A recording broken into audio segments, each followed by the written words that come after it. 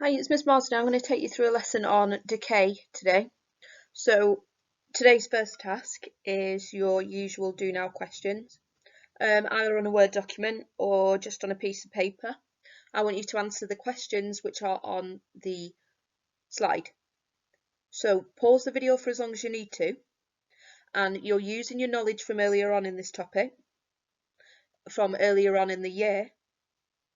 If you don't know any answers to the questions, please do have a look on BBC Bite Size, for example, because I know it is a long time ago since we covered cells.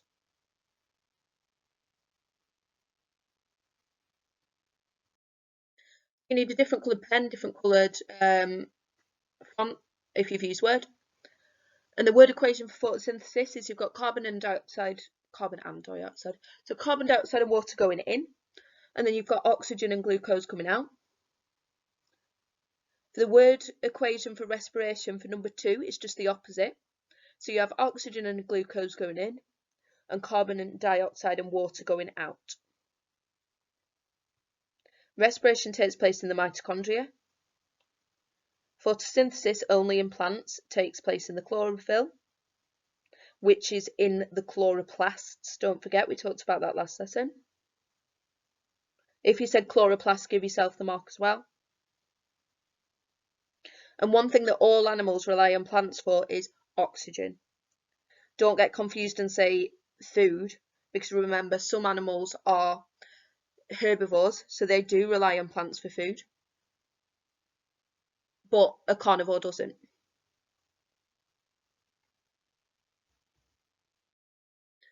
What I want us to be able to do by the end of this lesson is to be able to describe what causes decay, to be able to state the best conditions for decay to happen,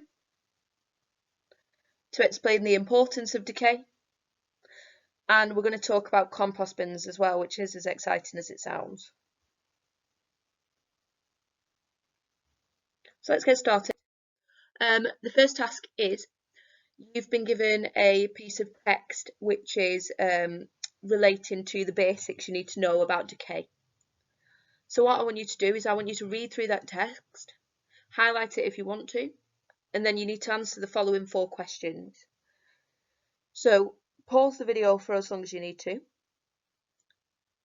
answer these 4 questions, and then I'm going to go through them over the next couple of slides.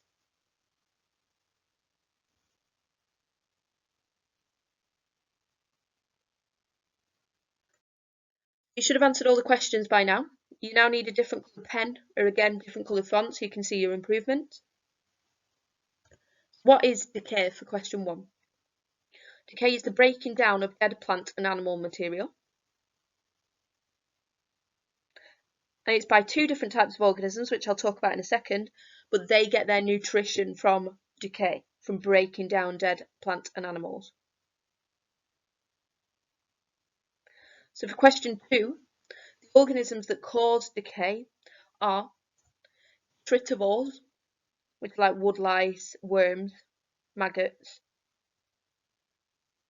and microbes such as bacteria and fungi.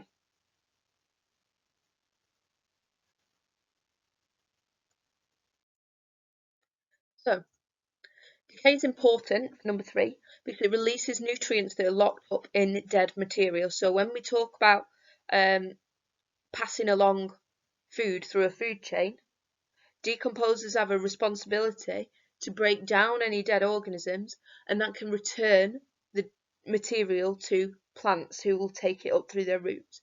So it's all a big cycle, and decomposers make sure that those nutrients are being returned to food chains, or else it'd just run out. So when I say it'll just run out, it's because there's only a finite amount of nutrients. That means there's a limited amount of nutrients on our planet. So decomposers and decay helps us recycle old material for new plant growth. New plant growth, more food for your herbivores. Bigger herbivores, more food for your carnivores, and it supports the whole food chain. So the best conditions for decay are moisture. We want a warm temperature and a good supply of oxygen. So if you have all those three things, something will decay, it'll rot really quickly. So what I want you to do, using the following equipment, it should be stuff that you have in your kitchen anyway. You need 2 bottles, a knife just out of the kitchen drawer, a butter knife, it doesn't need to be a sharp one.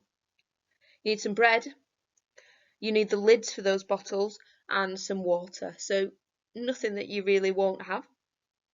And what we're testing is whether the rate of decay is affected by oxygen. So the method's there. So what I want you to do is just to use a butter knife and a board, and I want you to cut 2 identical pieces of bread. So 2 chunks of bread, they're exactly the same size. I want you to place each piece of bread into 2 separate bottles. And in one bottle, I want you to add 3 drops of water, and then I want you to leave the lid off. In your second bottle, I want you to again add 3 drops of water to the piece of bread, but I want you to screw the lid on. Put them close to the window and then leave them for about 3 days, and then come back to the rest of the lesson and you're going to see which has decayed the most. For now, what I want you to do is I want you to write down what is the independent variable of this practical. So what have we changed? So what about those 2 bottles is different? I want you to tell me what are we going to be measuring. You're just going to be doing this with your eyesight, so think about how are you going to know which one has decayed more. And tell me 2 ways, 2 different things we've kept the same. Think about the bread, think about the water. So pause it for as long as you need to write down those 3 things.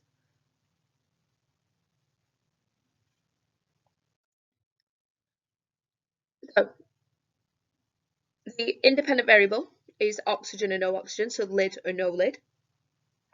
Just give yourself a tick if you said that. Dependent variable is how quickly does the bread decay, so you're looking at how much each chunk of bread is decayed. And then 2 control variables is the size of the bread chunk. I said keep them the same. And then I've said specifically add 3 drops of water.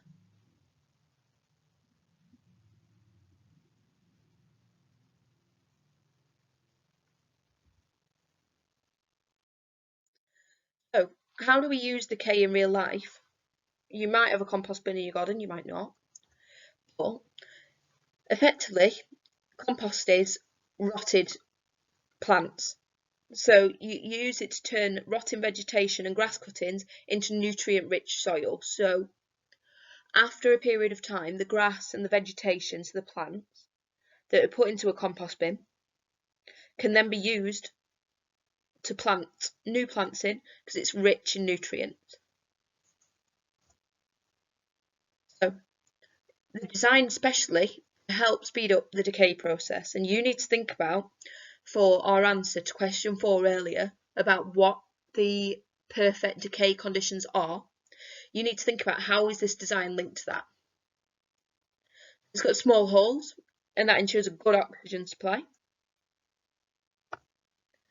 They're usually dark in colour, and we should remember from the energy topic that dark colours absorb heat, and that'll keep the contents warm. The warmer the contents, the faster decay will happen.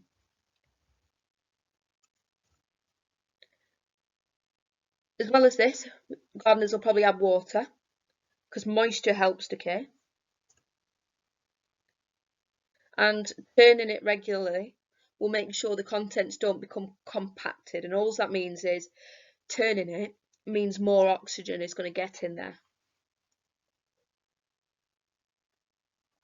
So that's how compost bins are designed to help with decay.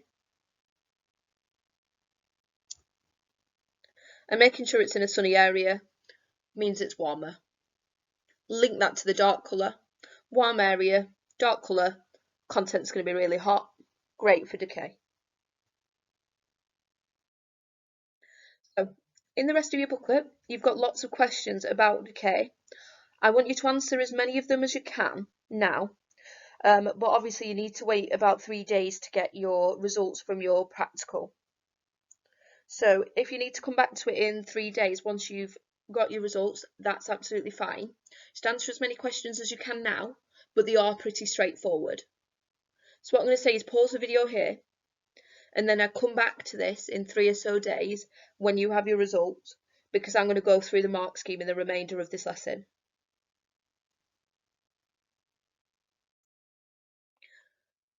So, stating the conditions to speed up the rate of decay, make sure you've said increased temperature, could have said more moisture, and a good supply of oxygen.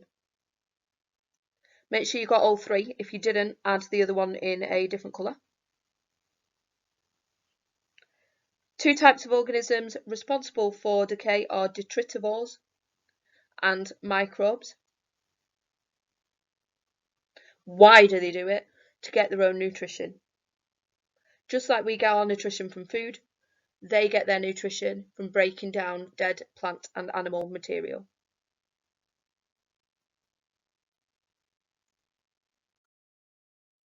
Why is decay important? We need to think about that cycle. There's a limited amount of nutrients on Earth. Those nutrients are released from dead plants and animals back into the ground, into the soil. Plants can then use that material to grow. That material can then be passed along a food chain again.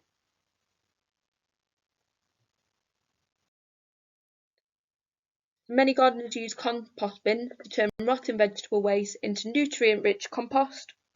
They are designed to speed up the rate of decay. So why are they usually black? I gave you a lot of hints in the booklets, but it's to absorb heat, to keep the contents warm, increases the rate of decomposition. Why do they have small holes? More oxygen. And that's because those decomposers, so whether that's detritivores or microbes, they need oxygen for respiration.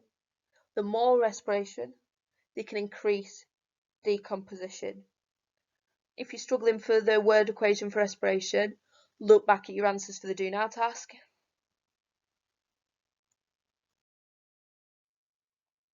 So calculate the mean for each temperature. Notice how I've crossed out one figure is because it didn't fit into the pattern.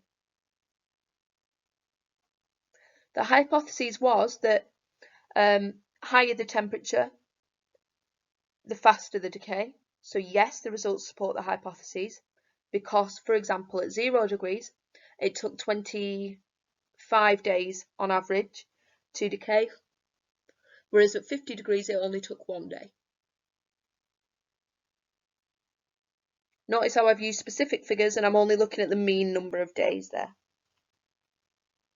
You can do the same thing for your results just in terms of, did it support our hypotheses that more oxygen led to faster decay?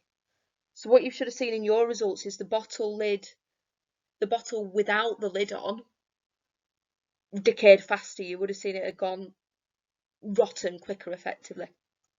So hopefully that's what you found. So that's the end of the new content for today.